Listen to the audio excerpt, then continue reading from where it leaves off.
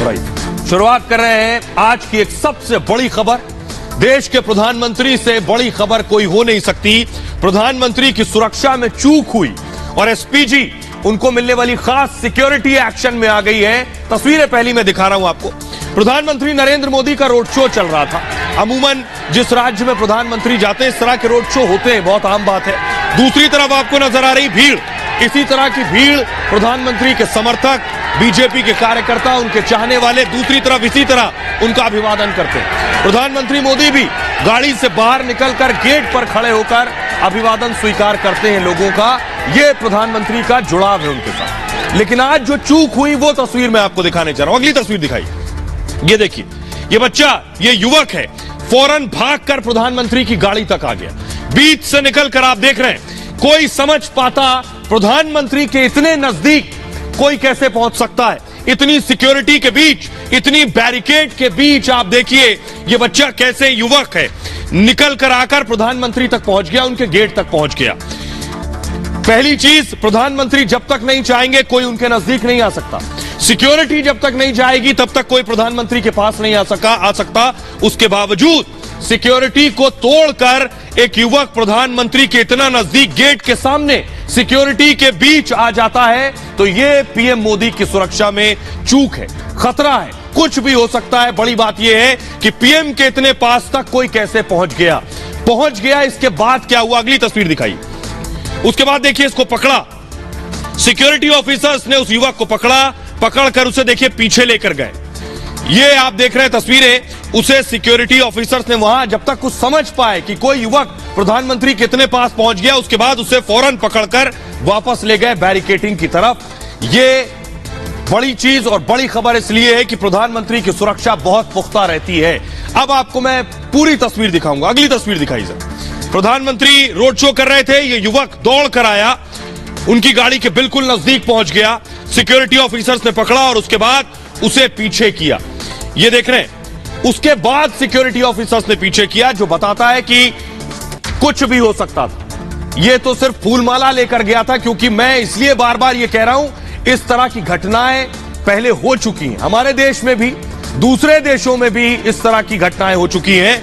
यह सुरक्षा में चूक है प्रधानमंत्री की। अब आपको अगली तस्वीर दिखाने जा रहा हूं। अगली तस्वीर देखिए जरा, कितने सिक्योरिटी ऑफिसर्स प्रधानमंत्री के इर्द गिर्द। एक आप देख रहे हैं, दूसरा आपको यह नजर आ रहा है। उसके अलावा देखिए, जब प्रधानमंत्री का काफिला चल रहा है, दो ये चल रहे हैं सिक्योरिटी वाले। उसके बाद तीसरा, ये देखिए गाड़ी के दूसरी तरफ भी तीसरा चल रहा है। उसके बाद प्रधानमंत्री के पीछे अगर आप देखेंगे तो खड़े हुए दो, मतलब तीन, ये चार, पांच और गाड़ी के पीछे 6। इतनी सिक्योरिटी में प्रधानमंत्री नरेंद्र मोदी चलते हैं, उसके बावजूद यह सुरक्षा में चूक आखिर कैसे हुई, सभी के लिए सवालों में है। अगली तस्वीर में आपको दिखाने जा रहा हूं। यह बताता है कि अब मैं आपको बताऊं कि चूक हुई कैसे। प्रधानमंत्री दरअसल कर्नाटक में थे और कर्नाटक में रोड शो कर रहे थे। वहां यह युवक अचानक पहुंच गया। अब सवाल यह है कि यह सिर्फ एक घटना नहीं है। यह आप तस्वीर देख रहे हैं, प्रधानमंत्री इस तरह रोड शो कर रहे थे। एक दिन के कर्नाटक दौरे पर थे प्रधानमंत्री मोदी। राष्ट्रीय युवा महोत्सव में शामिल होने के लिए पहुंचे थे और महोत्सव के रास्ते में हुबली के दौरान वो रोड शो कर रहे थे। ये जो रोड शो है ये हुबली में हो रहा था। रोड शो के दौरान दोनों तरफ लाखों की भीड़ भी लगी थी, ठीक इस तरह से जो आप देख रहे हैं। प्रधानमंत्री सबका अभिवादन भी स्वीकार कर रहे थे गाड़ी से निकलकर, ठीक इसी तरह मोदी खुद गाड़ी के जो रनिंग बोर्ड है उस रनिंग बोर्ड पर बाहर निकलकर खड़े थे और उनके चारों ओर सख्त सुरक्षा घेरा था। तभी एक युवक माला लेकर पहुंच गया उनके सामने। युवक उन्हें माला पहनाना चाहता था, लेकिन एसपीजी ने उसे फौरन हटाया। युवक को कस्टडी में लिया एसपीजी ने। उसके बाद देखने वाले सिर्फ इस नजरिए से भी देख सकते हैं कि वो हाथ में माला थी और कुछ नहीं, लेकिन देश के प्रधानमंत्री जो पद है, उस पद पर बैठे शख्स की जो सिक्योरिटी होती है वो मैं आपको बताऊंगा, वहां तक कोई ऐसे ही नहीं पहुंच सकता। अगर कोई ऐसे ही पहुंच रहा है तो वो चूक है। सुनिए जरा, उत्तर प्रदेश के पूर्व डीजीपी विक्रम सिंह क्या कह रहे हैं। और पुलिस कर्मियों को चाहिए पीठ वीआईपी की तरफ और मुंह जनता की तरफ। अगर मुंह जनता की तरफ होता तो ये चीज अननोटिस नहीं जाती, ये व्यक्ति निष्क्रिय किया जाता। निष्क्रिय का मतलब कोई बल प्रयोग नहीं, बस केवल 2 कर्मी तब तक उसको हिरासत में ले लेते जब तक कि वीआईपी का काफिला गुजर न जाए। लेकिन ऐसी चूक होना ये बिल्कुल ही अनुचित है। बाहर, सुरक्षा चक्र के बाहर की पूरी जिम्मेदारी स्थानीय पुलिस की होती है और इसके लिए उनको जिम्मेदार प्रथम दृष्टया तो है ही उनकी जिम्मेदारी, और जिम्मेदारी निर्धारित करना चाहिए किन व्यक्तियों की, किन अधिकारियों की है स्थानीय पुलिस की, जिनके द्वारा यह भयानक त्रुटि हुई है। अब मैं आपको बताने जा रहा हूं प्रधानमंत्री का सुरक्षा घेरा होता कैसा है। देखिए जरा, यह प्रधानमंत्री का सुरक्षा घेरा कुछ इस तरह का होता है। घेरे में क्या क्या होता है देखिए, जैमर गाड़ी चल रही होती है साथ, जैमर गाड़ी के साथ बुलेट प्रूफ गाड़ियों का लंबा चौड़ा काफिला, प्रधानमंत्री की एक डमी कार चल रही होती है, वो कार जिसे आप पहचान नहीं सकते पीएम किस में बैठे, एसपीजी की गाड़ियां, लंबा काफिला एसपीजी की गाड़ियों का होता है, इसमें प्रधानमंत्री का काफिला। इसके अलावा एम्बुलेंस देख रहे हैं आप, एम्बुलेंस साथ चल रही होती, पीएम का यह काफिला होता है लंबा चौड़ा। अब मैं जो आपको अगली तस्वीर दिखाऊंगा साथ ही साथ पुलिस की गाड़ियां, अब ये देखिए जरा, इसमें आप पहचान नहीं सकते पीएम की गाड़ी है कौन सी। देखिए जरा, यहां से वहां तक गाड़ियां नजर आ रही हैं, आप बता नहीं सकते गाड़ी कौन सी है। यह सुरक्षा का हिस्सा है प्रधानमंत्री का। ये जो तस्वीरें मैं आपको दिखा रहा हूं और उसके बाद फिर से तस्वीर आएगी तो मैं आपको दिखाऊंगा। उसके बाद पहली तस्वीर दिखाइए, उसके बाद जब प्रधानमंत्री की गाड़ी के इर्द गिर्द जब तक सिक्योरिटी ऑफिसर्स नहीं आ जाते, इसके बाद सेकंड दूसरी तस्वीर दिखाइए जरा, दूसरी तस्वीर, इससे पहले वाली तस्वीर दिखाइए। ये जो आप देख रहे हैं, ये कैवलकेड आप देख रहे हैं, सारी गाड़ियां आपको नजर आ रही हैं, आप समझ नहीं पाएंगे कि पीएम की गाड़ी कौन सी है, सब एक जैसी गाड़ियां। ये प्रधानमंत्री की सुरक्षा की वजह से होता है। ये गाड़ियां जब आगे आती हैं, सिक्योरिटी ऑफिसर जब निकलकर गाड़ी को घेर लेते हैं, तब पता चलता है ये प्रधानमंत्री की गाड़ी थी। उससे पहले तक किसी को इल्म नहीं है कि पीएम किस गाड़ी में आ रहे हैं, कौन सी गाड़ी में बैठे हैं। जानबूझकर देखिए, गाड़ियों को देख रहे हैं, सब एक जैसी नजर आ रही है इसमें आपको। जो गाड़ी ये देखिए, तीन अलग हुई हैं, इन गाड़ियों में भी आप नहीं पहचान पाएंगे कि पीएम की गाड़ी कौन सी है। जब इसमें से सिक्योरिटी निकलकर इस गाड़ी के इर्द गिर्द आई, तब आपको पता चला कि इसमें प्रधानमंत्री बैठे हुए, उसके बाद ये गाड़ी आकर खड़ी हो जाती है। अगली तस्वीर दिखाइए, प्रधानमंत्री को गाड़ी से उतारते कैसे, ये देख रहे हैं, प्रधानमंत्री आकर गाड़ी में बैठ गए, अभी उतरे नहीं है, सिक्योरिटी ऑफिसर निकला, उसने गेट खोला, एक सिक्योरिटी इधर, दूसरा चेक किए, तीसरा वो और चौथा पीछे, ये देख रहे हैं, पूरा सिक्योरिटी का घेरा प्रधानमंत्री का आपको दिखाई दे रहा है। यानी जब उतरते हैं तो आगे से एक ऑफिसर उतरेगा, उसने गेट खोला और एक चेक, ये देखिए, दूसरा, तीसरा ये पीछे आप देख रहे हैं, और पांचवा उधर नजर आ रहा है आपको। चारों तरफ ये सिक्योरिटी चेक होता है प्रधानमंत्री का। अब मैं आपको अगली तस्वीर दिखाने जा रहा हूं। अगली तस्वीर देखिए, जब प्रधानमंत्री चल रहे हैं, ये देखिए जरा सिक्योरिटी, 1 2 3 4 5 6, देखिए ये जब रोड शो के दौरान लोगों से मिलने के लिए हाथ हिला रहे हैं 26 जनवरी 15 अगस्त में, उसके बाद देखिए जरा सिक्योरिटी देखिए आप, चारों तरफ एक बड़ा घेरा है, आप गिन नहीं सकते, पहचान नहीं सकते किसकी नजर कहां है।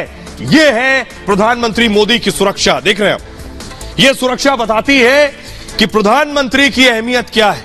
अब मैं आपको प्रधानमंत्री का यह ऐसा सुरक्षा घेरा जिसमें परिंदा भी पर नहीं मार सकता, वो दिखाने जा रहा हूं। जब तक प्रधानमंत्री नहीं चाहेंगे, सिक्योरिटी नहीं चाहेगी, कोई नहीं घुस सकता। ये उनका सुरक्षा घेरा देखिए जरा, ये आप देख रहे हैं, प्रधानमंत्री हर वक्त इस तरह घिरे रहते हैं। एसपीजी के पहला घेरा देख रहे हैं आप, 1000 कमांडो एसपीजी के इसमें होते हैं, 1000 FN57 हैंडगन से लैस होते हैं। इनके हाथों में जो बंदूक है FN57 हैंडगन, बेल्जियम की हैंडगन है ये, जो इस वक्त सिक्योरिटी गार्ड्स लिए रहते हैं। FN2000 असॉल्ट राइफल से लैस होते हैं प्रधानमंत्री का सुरक्षा घेरा। FNP90 सब मशीन गन्स भी उनके पास होती हैं। ये सिर्फ पहला घेरा है। अब मैं आपको दिखाने जा रहा हूं दूसरा घेरा। दूसरा घेरा स्पेशल कमांडोज का। इन स्पेशल कमांडोज में गरुड़ के 1000 कमांडो होते हैं, 3000 पैरा मिलिट्री कमांडो होते हैं प्रधानमंत्री के इर्द गिर्द। पुलिस के 5000 जवान किस राज्य में प्रधानमंत्री मोदी हैं, उससे मतलब है ये चौथा घेरा होता है, जो भीड़ को नियंत्रित करते हैं और शक होते ही एक्शन ले लेते हैं इस चौथे घेरे में। एनएसजी के 1000 स्नाइपर्स यानी बंदूक के साथ 5वें घेरे में होते हैं। कॉर्नर शॉट गन से लैस होता है ये सिक्योरिटी दस्ता। इनके पास स्पास 15 स्नाइपर गन मौजूद होती है। इन स्नाइपर्स के पास बैलिस्टिक ब्रीफकेस के साथ ये मुस्तैद रहते हैं। अब मैं आपको दिखाता हूं कि प्रधानमंत्री का वो घेरा, जो घेरा उनके पैदल चलने के दौरान उनके इर्द गिर्द रहता है। तस्वीर दिखाइए जरा, ये आप देख रहे हैं प्रधानमंत्री पैदल चल रहे हैं और रोड शो चल रहा हो। ये सिक्योरिटी जो देख रहे हैं, आज भी ऐसे ही सिक्योरिटी थी, देख रहे हैं एक कतारबद्ध आपको नजर आ रहे हैं सिक्योरिटी ऑफिसर्स। ये बता रहा है कि प्रधानमंत्री की जो आज सुरक्षा में चूक हुई है, कहीं तो कुछ चूक थी। ये आप देख रहे हैं। इस अचूक सुरक्षा घेरे में आखिर कैसे कोई घुस सकता है, सवाल यह है। अब मैं आपको बताऊंगा कि आखिर प्रधानमंत्री नरेंद्र मोदी का सुरक्षा घेरा के अलावा देश के वो पीएम है, उनकी जो कार है वो भी बहुत खासियतों से लैस है। पीएम की कार देखिए जरा, गाड़ी जो देख रहे हैं आप, प्रधानमंत्री की ये लैंड क्रूजर जो है ये चलता फिरता टैंक होती है, टैंक।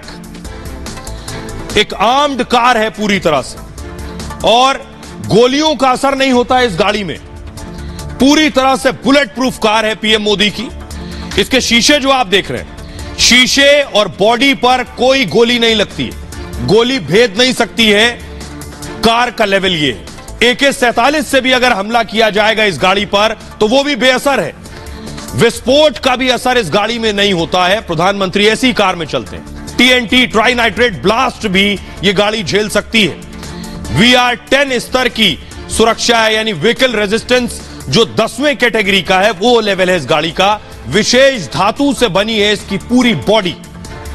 पूरी तरह से एक बख्तरबंद कार है प्रधानमंत्री की। हैंड ग्रेनेड हमला भी ये गाड़ी झेल सकती है। माइन ब्लास्ट तक का असर नहीं होगा, यानी अगर गाड़ी किसी ऐसी कोई माइन फिट है उस पर चढ़ गई तो वो धमाके का भी असर नहीं होगा। फ्यूल टैंक ब्लास्ट इसका नहीं हो सकता है, क्योंकि गाड़ी में अटैक होने के बाद सबसे ज्यादा खतरा होता है टैंक में आग लगने का। तेल ईंधन टैंक में आग लग सकती है। फ्यूल टैंक पर विशेष कोटिंग होती है, इसलिए आग नहीं लगती। कार में ऑक्सीजन की सप्लाई भी होती है। टायर पंचर नहीं हो सकते हैं इस गाड़ी के, और एक कस्टमाइज कार है पूरी तरह से। ये सुरक्षा के लिए खास डिजाइन की गई है। आइए अब मैं आपको दिखाने जा रहा हूं कुछ और तस्वीरें, जिसके जरिए आप जानेंगे प्रधानमंत्री का सुरक्षा घेरा होता कैसा है। प्रधानमंत्री के साथ जो खास लोग चल रहे हैं, देखिए जरा। कभी आपने नोटिस किया है, इससे पहले आपको कई बार बताया गया होगा, ये जो ब्रीफकेस लेकर चल रहे हैं साथ में, ये देख रहे हैं। हमेशा प्रधानमंत्री के इर्द गिर्द जो भी चलता है उसके हाथ में ब्रीफकेस होता है। और कुछ देखेंगे आप, ध्यान देंगे कि ऐसे लोग जो हैं ये प्रधानमंत्री के आगे चल रहे होते हैं हमेशा। हमेशा ये देख रहे हैं आगे आगे चल रहा है, ये शख्स भी आगे चल रहा है, ये शख्स भी प्रधानमंत्री के दोनों आगे चल रहे हैं। क्यों? ये क्या करता है ब्रीफकेस, कि मान लीजिए आगे से हमला होता है तो उस सूरत में क्या होगा, ये ब्रीफकेस का, अगली तस्वीर दिखाइए जरा। ये ब्रीफकेस ऐसे खुल जाता है पूरा, यानी प्रधानमंत्री अगर पीछे है और ये ब्रीफकेस पूरा खोल देंगे दोनों सिक्योरिटी ऑफिसर्स, तो ये bullet proof jacket, bullet proof briefcase है, इस पर गोली का असर नहीं होगा। यह है प्रधानमंत्री की सिक्योरिटी। शुरू में मैंने जैसा आपको बताया 1.5 करोड़ से ज्यादा का रोज खर्च है प्रधानमंत्री नरेंद्र मोदी की सुरक्षा में। प्रधानमंत्री की खास गाड़ियों के बारे में मैं आपको बताने जा रहा हूं। बहुत कम लोग जानते हैं कि प्रधानमंत्री नरेंद्र मोदी के पास हमेशा खास कारें रही हैं। ये आप देख रहे हैं, प्रधानमंत्री स्कॉर्पियो SUV हुआ करती थी जब गुजरात के मुख्यमंत्री थे, ये वाली गाड़ी। उसके बाद BMW 7 सीरीज 760 आई 2014 में जब प्रधानमंत्री बने। उसके बाद रेंज रोवर सेंटिनल BMW 7 ने जगह ले ली प्रधानमंत्री कार्यकाल के दौरान।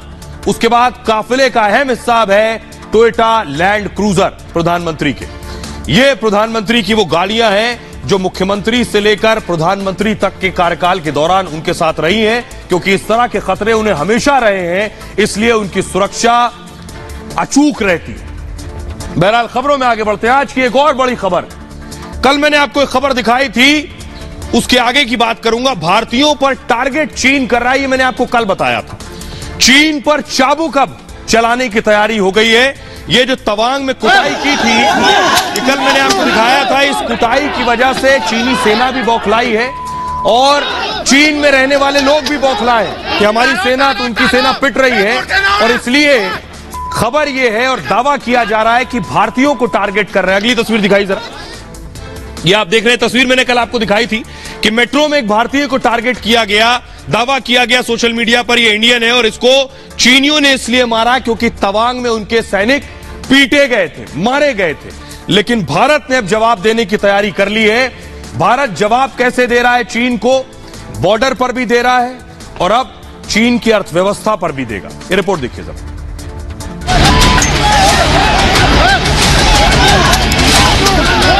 डोकलाम और तवांग की हार ड्रैगन पचा नहीं पा रहा। मुड़ते ना होना। हिंद के सूरमाओं की हड्डी तोड़ पिटाई से चीन बौखलाया हुआ है। चीन अपने देश में भारतीयों को निशाना बना रहा है। पिछले 4 महीने में 50 हमलों की खबर है, जिसके बाद भारत ने भी जवाब देने की तैयारी कर ली। चीन को सबक सिखाने के लिए भारत ने चला है खिलौनों वाला हथियार। भारत के एक कदम से चीन की अर्थव्यवस्था को बड़ी चोट लगने वाली। जिस खिलौना बाजार पर चीन इतराता था, भारत ने उस पर चाबुक चलाया कि चीन का सारा गुरूर चकनाचूर हो रहा है।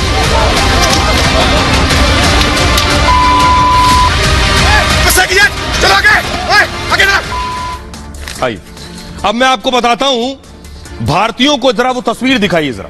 पहले वो तस्वीर दिखाते हैं, मेट्रो में भारतीयों को पीट रहे हैं चीनी, और अगर पीट रहे हैं तो इनको जवाब भी देना होगा। ये आप देख रहे हैं, कहा सुनी होने के बाद पीटने लगे, और पीटने के बाद ये आप देख रहे हैं मेट्रो से बाहर आए, मेट्रो खड़ी थी और बाहर भी इसी तरह की पिटाई होती रही। कहा जा रहा है कि पिछले 4 महीने में भारतीयों पर 50 हमले हुए। तो अब देखिए चीनियों पर क्या जवाब भारत देने वाला है ऐसे चीनियों को, चीन को, जो दरअसल ऐसी हरकत कर रहे हैं। उनके लिए क्या तैयारी की गई है वो देखिए जरा। ये आप देख रहे हैं, भारत में चीनी खिलौनों का एक बहुत बड़ा मार्केट है, और चीनी खिलौनों की बिक्री पर बड़ी चोट कर दी है भारत ने। चोट क्या है देखिए जरा, 160 चीनी खिलौना कंपनियों पर हथौड़ा चला दिया। 160 चीनी कंपनियों को क्वालिटी सर्टिफिकेट नहीं दिया है। खराब क्वालिटी और नियमों की अनदेखी की वजह से और चोरी छिपे कई चीनी कंपनियां भारत में खिलौने बेचने लगी। स्टोर के साथ ऑनलाइन भी खिलौनों का काला कारोबार चल रहा है, क्योंकि भारत के एक बड़े मार्केट को जहां आप जाएंगे आपको चीनी सामान मिलेगा, चीनी खिलौना मिलेगा। बहुत बार बॉयकॉट की अपील की जाती रही है। ई कॉमर्स कंपनी, यानी जो ऑनलाइन आप खरीदते हैं, ई कॉमर्स कंपनियों को चीनी खिलौने ना बेचने के आदेश दिए गए। बिना मानक वाली BIS मार्क वाले खिलौने बेचने पर एक्शन हुआ है। इसमें कौन कौन सी, अमेज़न, फ्लिपकार्ट और स्नैपडील को खिलौनों को लेकर नोटिस दिया गया है। नकली लाइसेंस, खराब क्वालिटी के खिलौनों की शिकायत आई थी और कंज्यूमर अथॉरिटी और BIS ने छापेमारी की, जिसके बाद 1 महीने में देश में 44 रिटेल स्टोर पर छापेमारी हुई थी। इस तरह की देश भर से 18,600 खिलौने जब्त किए गए थे, और बिना स्टैंडर्ड के, यानी चीनी खिलौनों का कोई स्तर नहीं था, गुणवत्ता खराब थी उनकी। बिना स्टैंडर्ड BIS के बिना खिलौने बिक रहे थे, कोई स्तर नहीं था, स्तरहीन थे। सबसे ज्यादा नकली चीनी खिलौने जब्त किए गए। इसमें 1 जनवरी 2021 से खिलौनों पर BIS अधिनियम लागू है, यानी BIS के चिन्ह के बिना खिलौने नहीं बेचे जा सकते हैं।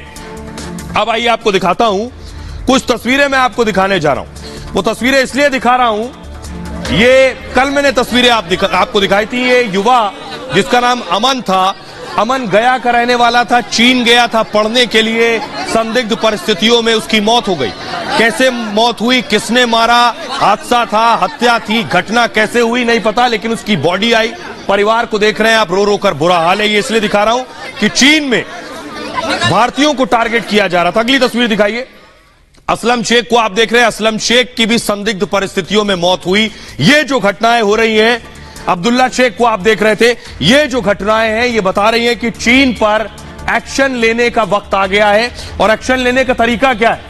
एक्शन लेने का तरीका, बॉर्डर पर तो जवान पीट रहे हैं, हम क्या कर सकते हैं अपने स्तर पर? ये जो चीनी माल है, जो चीन की इकोनॉमी को मजबूत करता है, हम उस पर अटैक कर सकते हैं। इसलिए भारत सरकार अपने स्तर पर कर रही है। अगली तस्वीर दिखाइए, इलेक्ट्रॉनिक सामान चीनी है, लेकिन भारतीय खिलौने अब जवाब दे रहे हैं चीन को। हम खुद ऐसे मेड इन इंडिया प्रोडक्ट्स, ऐसे टॉयज और खिलौने बना रहे हैं जो चीन के लिए बड़ा पलटवार हो सकता है, और चीन जिससे सबसे ज्यादा बौखलाया हुआ है। ये मैं ऐसे ही नहीं कह रहा हूं, अब आपको दिखाने जा रहा हूं बाकायदा कि हमने किया क्या है, भारत ने क्या हासिल किया है। दरअसल ये टॉय मार्केट आप देख रहे हैं। पहले मैं आपको आगे ग्राफिक्स, बार ग्राफिक्स देखिए जरा, क्या किया है भारत ने। 2018-19 में 78% के खिलौने और 78% का व्यापार था चीन से। चीन हमें भेजता था माल। उसके बाद 19-20 में ये 2% कम होकर 76 हो गया, 20-21 में 74 हो गया और 21-22 में 57 हो गया है। यही चीन के लिए असली मार है। कुंफू पांडा पर भारी पड़ रहा है छोटा भीम और भारत के खिलाफ बाजार में चीन का कब्जा खत्म। चीनी आयात घटा तो देसी खिलौनों की मांग बढ़ गई। भारत में बनेगा खिलौना तो सबसे पहली चीज जो मैन्युफैक्चरिंग यूनिट बना रही है वहां रोजगार, वहां 10 आदमी काम कर रहे हैं तो उन्हें रोजगार। चीन से आएगा तो वहीं बना, वहीं के लोग, वहीं पैसा, वहीं की अर्थव्यवस्था। इसलिए मेड इन इंडिया प्रोडक्ट होगा तो भारत की अर्थव्यवस्था मजबूत होगी। गुणवत्ता में भारतीय खिलौने चीन से कहीं बेहतर है और सस्ते दामों पर खस्ता क्वालिटी के टॉय बेचता है चीन। चीन के खिलौने कितने दिन चलते हैं सभी जानते हैं। भारत के बने खिलौनों में क्वालिटी का ध्यान रखा जाता है। भारतीय खिलौनों के सामने चीनी खिलौने टिक नहीं पा रहे इस वक्त और 982 भारतीय खिलौने कंपनियों को सर्टिफिकेट मिला हुआ है, जबकि 160 चीनी खिलौना कंपनियों को सर्टिफिकेट नहीं मिला।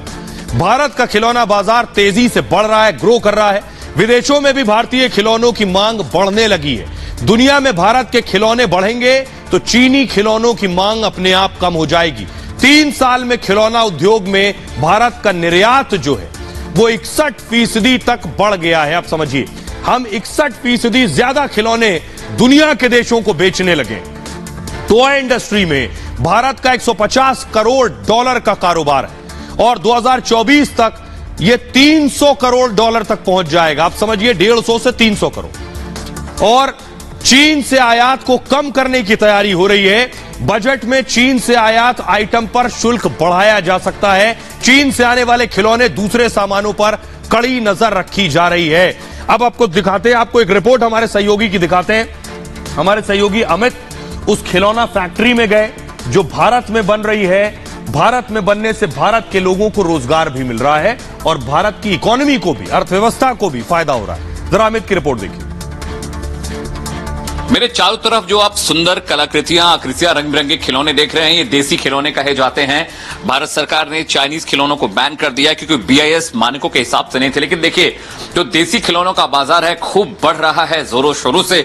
जरा तस्वीरों में आपको दिखाते, देखिए यहाँ पे जापानीज डॉल है जिसे हम कहते हैं। इसके अंदर एक के अंदर कई सारी डॉल्स होती हैं। परिवार है, इसको परिवार कहा जाता है। इसमें 5 सेट है। अभी इसके अंदर भी एक सेट है। अच्छा, इसके अंदर भी? हाँ, ये सेट है। ये इसको विदेशी आइटम कहा जाता है। अच्छा, हाँ, मतलब बनते देश में हैं लेकिन ये बाहर जाते हैं, बड़े पैमाने पर निर्यात होता है। हाँ, इसलिए इन्हें आप विदेशी आइटम कहते हैं। विदेशी आइटम हो गई। इसमें कलर जो हम लोग लगाए तो बच्चों को नुकसान नहीं करेगा। फैब्रिक कलर होता है और ये हाँ देख रहे हैं कि बहुत अच्छे हम लोग का रिस्पॉन्स मिल रहा है इस कलर से, काम से। और बच्चे उत्साहित भी हैं रंग बिरंगे देखकर। अब जो बच्चे हैं इन खिलौनों को पसंद कर रहे हैं, उनका मन अब इन खिलौनों में लग रहा है। उसकी वजह समझिएगा, क्योंकि इनमें एक्रिलिक जो फैब्रिक कलर्स होते हैं उनका इस्तेमाल होता है। कोई केमिकल इनके अंदर नहीं होता जिससे बच्चों की स्किन और आइज को ये नुकसान नहीं पहुंचाते हैं। चाइनीज खिलौनों के साथ सबसे खतरनाक बात यह है कि वो किस तरह के केमिकल का इस्तेमाल करते हैं। आइए खबरों में आगे बढ़ते हैं। आज की एक और बहुत बड़ी खबर है। दिन भर बहस होती रही, जिस पर दिन भर हंगामा होता रहा, लड़ाई झगड़ा भी हो गया। खबर यह है, आप जानते हैं चौपाई, जाकी रही भावना जैसी, प्रभु मूरत देखी तिन तैसी। ये मैं क्यों कह रहा हूं, ये जो मंत्री जी हैं नीतीश के, इनको रामचरितमानस में नफरत दिखाई देती है। इसीलिए लाइन इन्हीं के लिए है, जाकी रही भावना जैसी। जिस नजर से आप भगवान को देखेंगे या धार्मिक ग्रंथ को पढ़ेंगे, समझेंगे, उसी नजरिए से आपको समझ में आएगा। अब इनको नफरत दिख रही है तो इनका नजरिया, इनकी जहनियत नफरत वाली है। कैसे, ये भी बताऊंगा। लेकिन सोचिए जरा, मैं भारत की एक तस्वीर दिखा रहा हूं। यह तस्वीर पहले भी मैंने कई महीनों पहले दिखाई।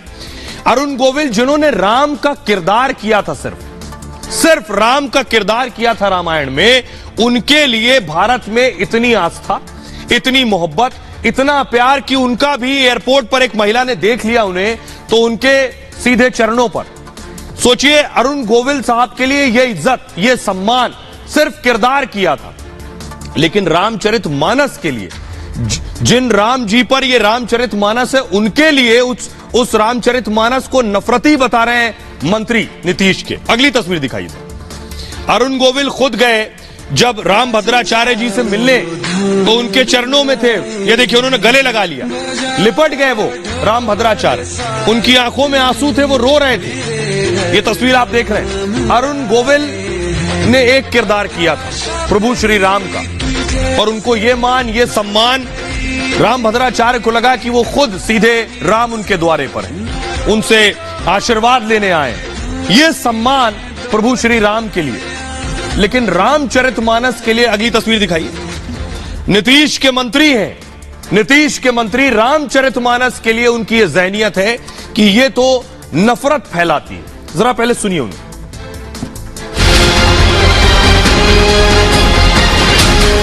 एक युग में मनुस्मृति, दूसरे युग में रामचरितमानस और तीसरे युग में गुरु गोवलकर का बंच ऑफ थॉट। ये दुनिया को नफरत, हमारे देश को, समाज को नफरत में बांटती है। एक युग में मनुस्मृति, दूसरे युग में रामचरितमानस और तीसरे युग में गुरु गोवलकर का बंच ऑफ थॉट। ये दुनिया को नफरत, हमारे देश को, समाज को नफरत में बांटती है। कहते हैं अल्पज्ञानी एक अज्ञानी से ज्यादा खतरनाक होता है। नीतीश के शिक्षा मंत्री के लिए रामचरितमानस नफरत फैलाने वाली किताब है। एक युग में मनुस्मृति, दूसरे युग में रामचरितमानस और तीसरे युग में गुरु गोवलकर का बंच ऑफ थॉट। ये दुनिया को नफरत, हमारे देश को, समाज को नफरत में बांटती है। एक युग में मनुस्मृति, दूसरे युग में रामचरितमानस और तीसरे युग में गुरु गोवलकर का बंच ऑफ थॉट। ये दुनिया को नफरत, हमारे देश को, समाज को नफरत में बांटती है।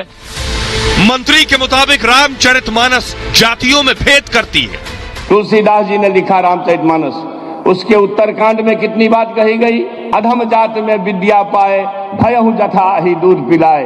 यानी कि अधम जाति में, नीच जाति के लोग विद्या पा करके जहरीला हो जाते हैं। कैसा? जैसा कि दूध पीने के बाद सांप हो जाता है।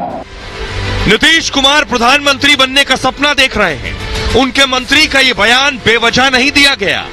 नीतीश कुमार की पूरी सियासत ही जाति पर आधारित है। नीतीश बिहार में जाति जनगणना भी करवा रहे हैं। वहीं दूसरी तरफ 2024 में राम मंदिर बनकर तैयार हो जाएगा। बीजेपी के लिए यह बड़ा मुद्दा होगा। हिंदू वोट एकजुट होगा और उससे ठीक पहले रामचरितमानस पर सवाल उठाकर हिंदुओं को जातियों में बांटकर वोट की फसल काटने की तैयारी है। जल्दी से आइए, आपको बताते हैं मंत्री जी ने उनके साथ शब्द क्या क्या कहा है। मंत्री जी ने कहा, नालंदा ओपन यूनिवर्सिटी में दीक्षांत समारोह था, वहां गलती से बुला लिए गए। इसी कार्यक्रम में शिक्षा मंत्री ने संबोधित किया। संबोधन में रामचरितमानस पर विवादित बयान दिया। रामचरितमानस को नफरत फैलाने वाला कहा। धर्म ग्रंथ रामचरितमानस को पहले तो पुस्तक बता दिया। कहा यह दलितों और पिछड़ों को पढ़ाई से रोकती है। रामचरितमानस महिलाओं को भी पढ़ाई से रोकती है। रामचरितमानस ने समाज में नफरत पैदा की है। मनुस्मृति ने समाज में नफरत का बीज बोया। बाबा साहब ने मनुस्मृति को जला दिया था। मनुस्मृति ने दलितों, वंचितों के हक छीनने की समर्थक है मनुस्मृति। अब लेकिन दिलचस्प बात ये, शिक्षा मंत्री जैसे नीतीश कुमार को आपको याद होगा, एक मंत्री बनाए गए थे जो वांटेड थे। बगल में खड़े होकर शपथ ले ली। नीतीश कुमार ने कहा, अच्छा मुझे तो पता ही नहीं था। उसी तरह शिक्षा मंत्री कह रहे हैं रामचरितमानस से नफरत पैदा होती है। न सीएम को पता है, न डिप्टी सीएम को पता है। सुनिए। मानस को लेकर के उन्होंने कहा है कि ये विवादित ग्रंथ है।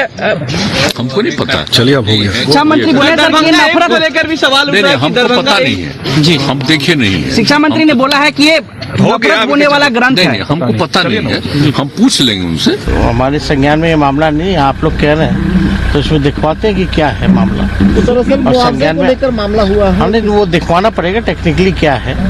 एक्चुअली मुआवजा का मामला है तो उसको हम लोग दिखवाएंगे कि क्या है एक्चुअल पोजीशन। मंत्री जी का ऐसा बयान जिसके बाद बवाल होना तय था, तो सबसे पहले साधु संत इससे नाराज हो गए और सीधे परमहंस जी ने मंत्री जी की जीभ काटने का, कि जो जीभ काट कर लाएगा मंत्री जी की उसे करोड़ों रुपया दिया जाएगा। देखिए जरा परमहंस ने क्या कुछ कहा है और कितने का इनाम रखा, उस पर मंत्री क्या कह रहे हैं। महंत परमहंस दास ने कहा, चंद्रशेखर की जीभ काट कर जो लाएगा उसे 10 करोड़ रुपया इनाम दिया जाएगा और ऐसा मंत्री तत्काल बर्खास्त कर दिया जाना चाहिए। कार्रवाई नहीं हुई तो चुप नहीं बैठेंगे। रामचरितमानस लोगों को जोड़ने वाला ग्रंथ है। मंत्री ने कहा, जो मेरी जीभ काटना चाहते हैं काट लें। हमारे पुरखे भी जीभ कटवाते रहे हैं। मैंने जो बोला वो पूरी तरह सही है और मैं अपने बयान पर कायम हूं, अडिग हूं। यह मंत्री का बयान था। अब जरा परमहंस जी को सुनिए, उसके बाद मैं आपको रामचरितमानस की असली लाइनें और उसका अर्थ बताऊंगा। पहले जरा सुनिए मंत्री जी, परमहंस जी। बिहार के शिक्षा मंत्री ने जिस तरह से रामचरितमानस को नफरत फैलाने वाला ग्रंथ बताया है, इससे पूरा देश आहत है। यह सभी सनातनियों का अपमान है, सभी हिंदुओं का अपमान है और इस बयान के लिए मैं विधिक कार्रवाई के लिए मांग करता हूं कि 1 हफ्ते के अंदर इनको मंत्री पद से बर्खास्त किया जाए और ये क्षमा मांगे।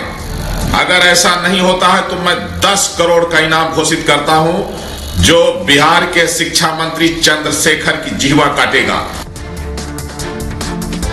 और आइए अब आपको बताते हैं इस बयान के बाद सियासतदानों ने किस तरह से हमले किए हैं। सबसे पहले कुमार विश्वास ने लिखा, अशिक्षित शिक्षा मंत्री को शिक्षा की अत्यंत अविलंब आवश्यकता है, यानी नीतीश को अपने शिक्षा मंत्री को पढ़ा लेना चाहिए।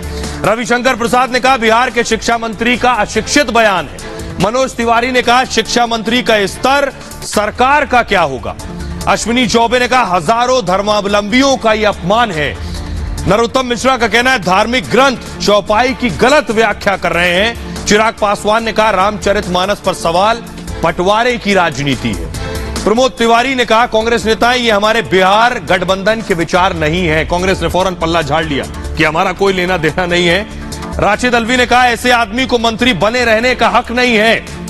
अब जरा सुनिए कुमार विश्वास की पूरी बात क्या कह रहे हैं। ऐसा समरस राज्य चलाने वाला राजा राम, ऐसा आदर्श पुत्र, ऐसा आदर्श भाई, ऐसा वंचितों को, दलितों को, पिछड़ों को, वनवासियों को गले लगाने वाला, मल्लाहों को गले लगाने वाला, वन्य जातियों को साथ लेने वाला राम, उसकी कहानी जहर घोल सकती है, ये वही व्यक्ति कह सकता है जिसके मस्तिष्क में जहर हो। मैं सवाल पूछूंगा नीतीश कुमार से, ऐसे अशिक्षित मंत्री से आप हिंदू भावनाओं का अपमान करवा रहे हैं, देश की भावनाओं का अपमान करा रहे हैं। इसकी हम बहुत ही भर्त्सना करते हैं, ये बहुत ही गैर जिम्मेदाराना है, उनको सैक करना चाहिए। तो उनसे पूछे ना कि निषाद राज का जिक्र किस मानस के अंदर आया है, शबरी का जिक्र किस में आया है, और ये भालू वानर, ये जो पूरी सेना थी राम की सेना, इसमें कौन लोग थे। तो समाज के जो पददलित दबे कुचले जो लोग थे, वह उसी तरह के सारे लोग थे उनकी सेना के अंदर जो है। पहली बार देखा गया है कि शिक्षा मंत्री ही तोड़ने का काम कर रहे हैं। धार्मिक ग्रंथ की, धार्मिक चौपाई की गलत व्याख्या कर रहे हैं, जो कि ठीक नहीं है और बिहार की स्थिति का भी वर्णन करती है। हमें अब इंतजार है नीतीश कुमार जी के बयान का। अगर नीतीश कुमार जी अपने शिक्षा मंत्री के इस बयान का खंडन करते हैं, उनको बर्खास्त करते हैं, तब तो बिहार समझ लेगा कि नहीं, बिहार सुरक्षित हाथों में है। अगर वो अपने मंत्री के बयान का खंडन नहीं करते, उनको सस्पेंड नहीं करते, तो ये बयान नीतीश कुमार जी का बयान मान लिया जाएगा। उसके नहीं, ये हमारे गठबंधन के बिहार के विचार हैं और न कांग्रेस के। और मैं तो बहुत आदर के साथ अपने विचार व्यक्त करता हूं कि रामचरितमानस किसी भी समुदाय, जाति और धर्म के लिए कोड ऑफ कंडक्ट है, कोड ऑफ कंडक्ट है। देखिए, मैं ऐसे किसी भी बयान की निंदा करता हूं, वो किसी भी पार्टी का, किसी भी राजनीतिक दल का हो। आइए, अब मंत्री ने रामचरितमानस की जिन चौपाइयों को बताकर उसका अर्थ बताया और अर्थ का अनर्थ किया है, वो मैं आपको बताने जा रहा हूं। पहले मंत्री को सुनिए, फिर उसका असली अर्थ मैं बताऊंगा और मंत्री का अर्थ अलग। सुनिए। अधम जाति में विद्या पाए, भयहु जथा ही दूध पिलाए, यानी कि अधम जाति में नीच जाति के लोग विद्या पा करके जहरीला हो जाते हैं। कैसा? जैसा कि दूध पीने के बाद सांप हो जाता है। तो मंत्री को आपने सुन लिया। मंत्री ने जो चौपाई पढ़ी है उसका मैं असली अर्थ बताता हूं और मंत्री ने क्या अर्थ कहा है वो भी बताता हूं। ये आप देख रहे हैं, मंत्री ने चौपाई ये पढ़ी है अधम जाति में विद्या पाए, भयू यथा अहि दूध पिलाए। मतलब मंत्री ने जो मतलब बताया है, अधम का मतलब नीच बताया है। नीच जाति को शिक्षा ग्रहण करने का अधिकार नहीं था। वो आगे कह रहे हैं, मूव कीजिए इसे, जिस प्रकार सांप के दूध पीने से दूध विषैला हो जाता है, उसी प्रकार नीच जाति शिक्षा पाने से खतरनाक होती है। यह मंत्री का कहना है कि इसका अर्थ यह है। मंत्री के मुताबिक यहां अधम का जो मतलब है वो नीच है, लेकिन सच क्या है ये मैं आपको बताता हूं। अधम का मतलब दुष्ट भी होता है, कुटिल भी होता है, धूर्त भी होता है। तो मंत्री ने अपने हिसाब से अधम का मतलब लगाया है। अगर आप यहां पर कुटिल लगा लीजिए नीच की जगह, दुष्ट लगा लीजिए, धूर्त लगा लीजिए, यानी दुष्ट और धूर्त को पढ़ाओ लिखाओगे तो वो गड़बड़ करेगा, लेकिन मंत्री ने अपने हिसाब से नीच लगा लिया। तो इस चौपाई का सही अर्थ क्या है ये मैं आपको बताता हूं। अगर आप यहां दुष्ट लगा लीजिए तो दुष्ट लोगों को अगर ज्ञान मिलेगा तो वो उसका दुरुपयोग कर सकते हैं, इसका यह भी मतलब है। जिस प्रकार से सांप के दूध पीने से दूध विषैला होता है, उसी प्रकार ऐसे लोगों का शिक्षा पाना खतरनाक हो सकता है। मंत्री को वोट चाहिए, जाति को बांटकर वोट चाहिए, हिंदुओं को बांटकर वोट चाहिए, इसलिए वहां मंत्री ने कुछ और जोड़ दिया।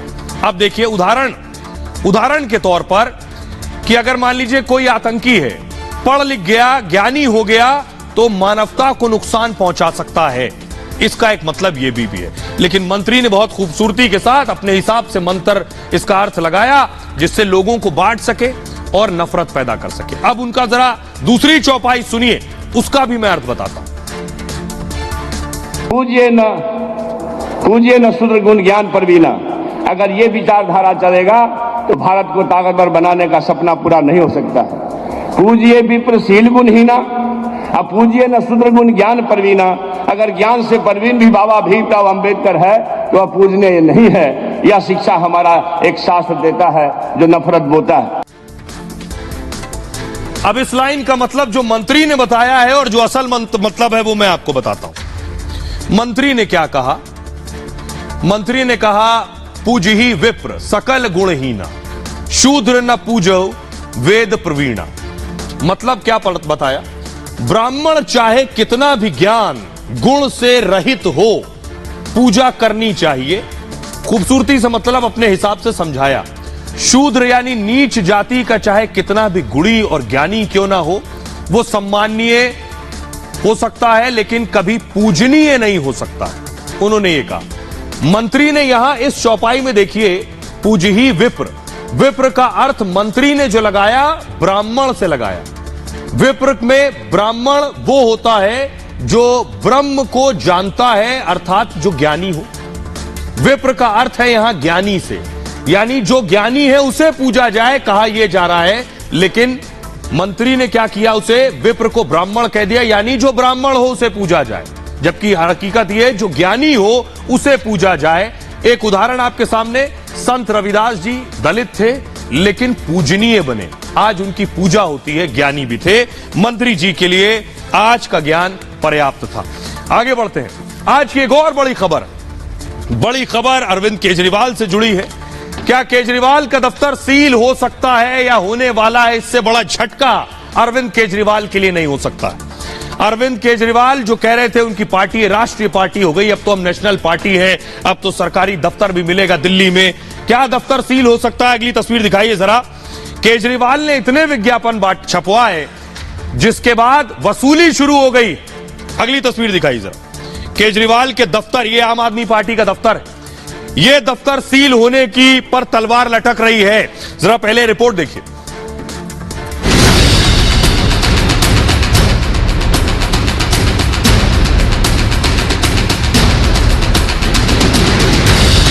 मुश्किल में है अरविंद केजरीवाल, मुश्किल में है दिल्ली की जनता की तथाकथित कट्टर ईमानदार सरकार। केजरीवाल की बेईमान सियासत पर चला सुप्रीम कोर्ट गाइडलाइंस का डंडा। अब केजरीवाल से होगी दिल्ली की जनता के पैसे की लूट की पाई पाई की वसूली। केजरीवाल ने दिल्ली का पैसा पार्टी के प्रचार में खर्च किया, अब चुकाने होंगे पूरे 164 करोड़। भारतीय जनता पार्टी जनता के काम अफसर करते हैं तो उनको रुकवा देती है और अफसरों का दुरुपयोग कर रही है कि किस तरह से केजरीवाल जी और उनके मंत्रियों को टारगेट करें ये अफसर। जिस पैसे से लोगों का कल्याण होना था, गरीबों का कल्याण होना था, उस पैसे को आप अपनी पार्टी का चेहरा चमकाने में लगा दिए। एक प्रकार से लूट, इसको भी लूट ही कहते हैं। दरअसल दिल्ली की जनता से केजरीवाल के धोखे का ये नया सबूत है और इस धोखाधड़ी के खिलाफ दिल्ली के उपराज्यपाल वीके सक्सेना ने सख्त कदम उठाया है। उपराज्यपाल ने जनता के पैसे की लूट की वसूली के आदेश दिए थे, जिसके बाद मामले की जांच की गई और उस जांच में केजरीवाल की धोखाधड़ी का खुलासा हुआ। दरअसल केजरीवाल ने 2016-17 में दिल्ली की जनता के पैसे का गलत इस्तेमाल किया था। तो सवाल ये कि क्या केजरीवाल ने 2017 के बाद भी जनता के पैसे की लूट की, और अगर की तो उसकी वसूली कब होगी? आइए, तो क्या ताला लगने वाला है केजरीवाल के दफ्तर में? केजरीवाल को अभी ये बहुत बड़ा झटका हो सकता है। ये जो गेट आप देख रहे हैं, ये केजरीवाल के दफ्तर का गेट है। केजरीवाल से 164 करोड़ की वसूली होनी है, 164 करोड़ की। आम आदमी पार्टी को 10 दिन में पैसे चुकाने के आदेश हैं कि 10 दिन में 164 करोड़ रुपए दीजिए। दिल्ली सरकार की डीआईपी ने उन्हें यह नोटिस भेजा है और सरकारी विज्ञापन से पार्टी का प्रचार कर रहे थे, यह आरोप है। यानी पैसा सरकार का, पैसा आपका और प्रचार पार्टी का। जनता के पैसे से आम आदमी पार्टी ने विज्ञापन छपवाए। पार्टी प्रचार में दूसरे राज्यों में भी विज्ञापन छपवाए थे। 2016-17 में आम आदमी पार्टी ने विज्ञापन पर यह खर्च किया। समय पर पैसे नहीं चुकाने पर कार्रवाई की तैयारी हो गई है। पैसे नहीं चुकाने पर कानूनी कार्रवाई होगी और केजरीवाल का दफ्तर भी सील हो सकता है। आइए अब आपको मैं दिखाता हूं, सुनवाता हूं मनीष सिसोदिया क्या कुछ कह रहे हैं और मनोज तिवारी। ये जो डीआईपी का नोटिस है 163 करोड़ रुपए केजरीवाल जी को जमा करने का 10 दिन के अंदर, आप सब जानते हैं ये पुराना मसला चल रहा है। ये 2016-17 में और इस दौरान दिल्ली से बाहर ऐड दिए गए। अब ये कहा जा रहा है दिल्ली से बाहर ऐड नहीं देने चाहिए थे केजरीवाल जी को। भारतीय जनता पार्टी के देश भर के मुख्यमंत्रियों के आपको दिल्ली के अखबारों में ऐड मिलेंगे। अगर गलत है तो वो वहां के मुख्यमंत्रियों से वसूलेगी भारतीय जनता पार्टी वो पैसा।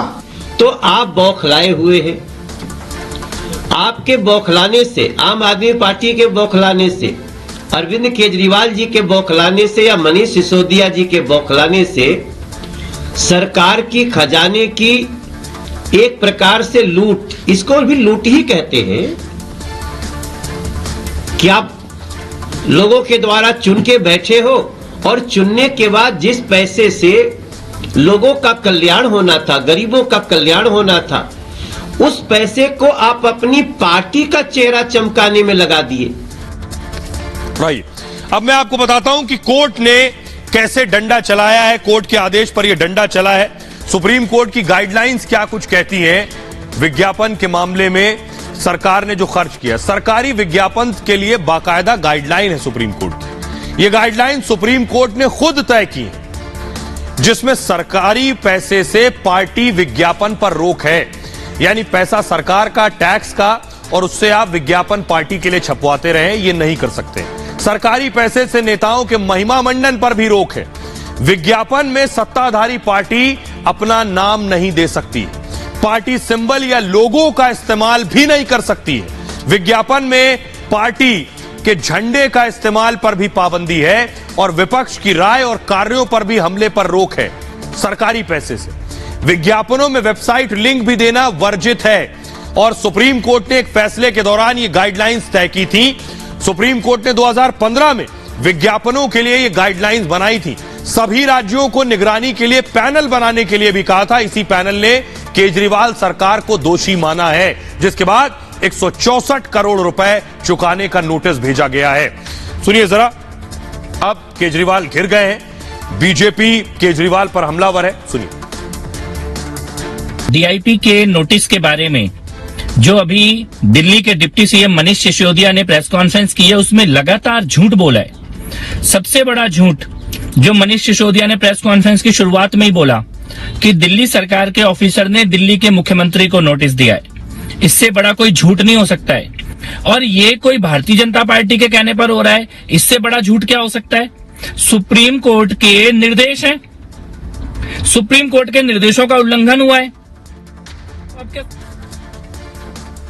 तो केजरीवाल के लिए मुश्किलें बढ़ गई हैं। खबरों में आगे बढ़ते हैं। आज की एक और बड़ी खबर है, जोशीमठ में दरार और एक्शन में सरकार। जोशीमठ में जो हालात हैं वो आपने देखे। एक तस्वीर आई है जो सोशल मीडिया पर चल रही है। जोशीमठ में महिलाएं अपने घर से जा रही हैं, पीठ पर सिलेंडर बांधा हुआ है, रो रही हैं, बिलख रही हैं, अपने लोगों से मिल रही हैं गले। ये तस्वीरें हिला देने वाली है। जोशीमठ के हालात बयां कर रही हैं। फुल स्क्रीन जरा इसे सुनाइए एक बार, फिर आप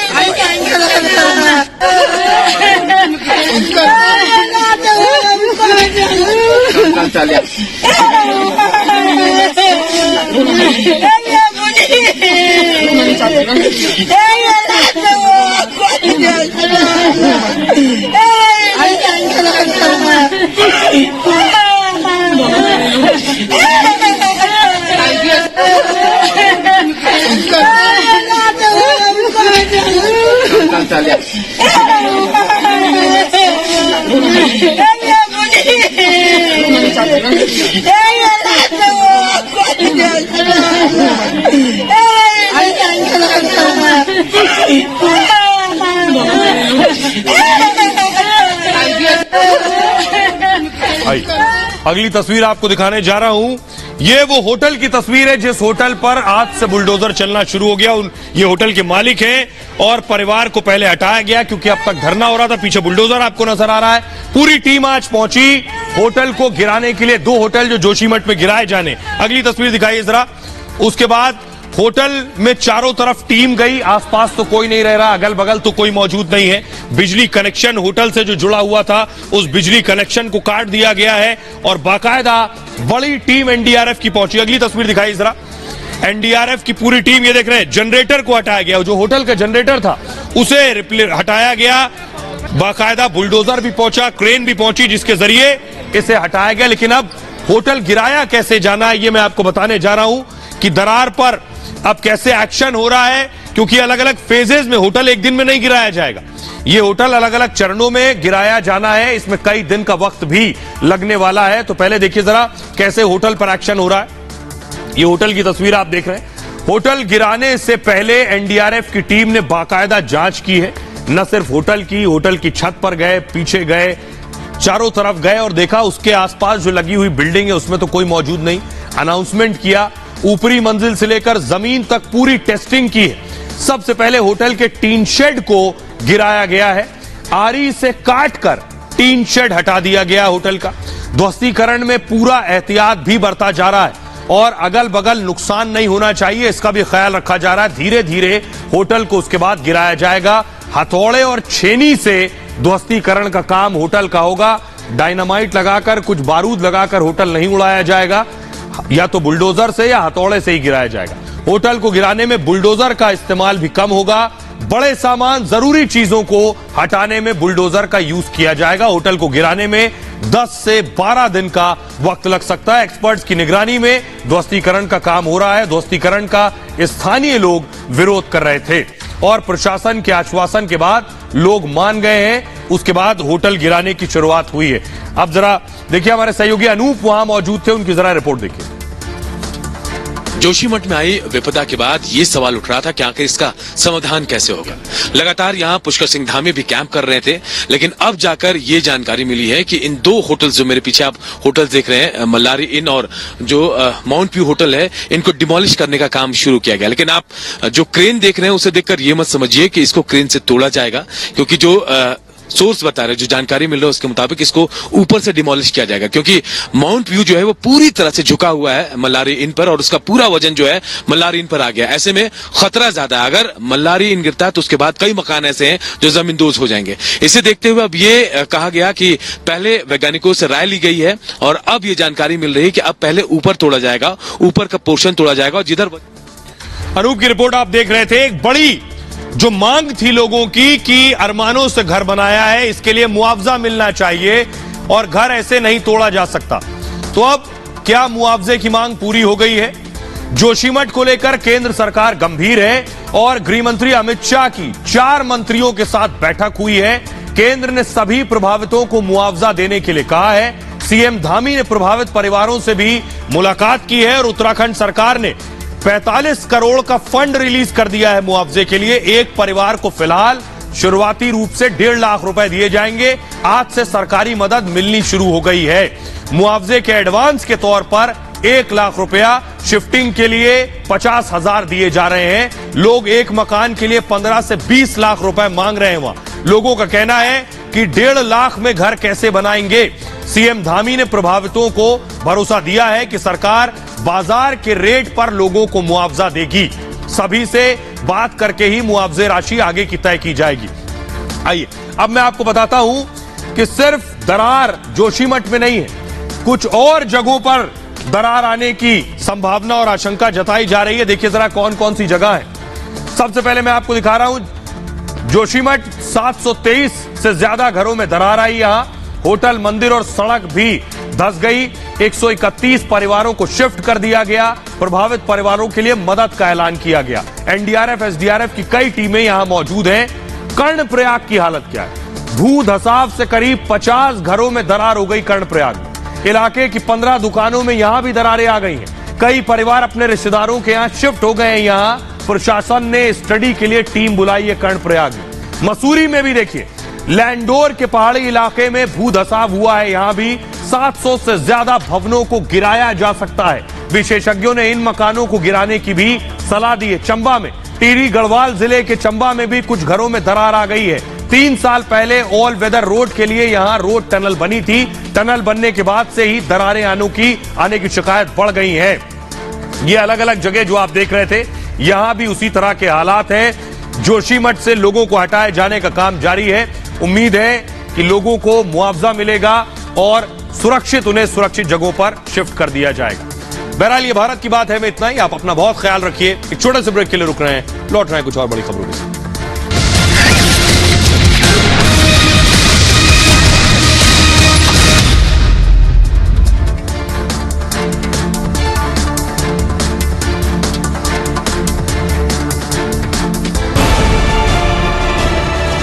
आज देश से एक बार फिर वादा करता हूं कि सच के लिए रिपब्लिक की लड़ाई कभी कमजोर नहीं, क्योंकि हमारे लिए राष्ट्र सर्वोपरि है। रिपब्लिक के खिलाफ साजिश रचने वाले हमेशा हारते रहेंगे।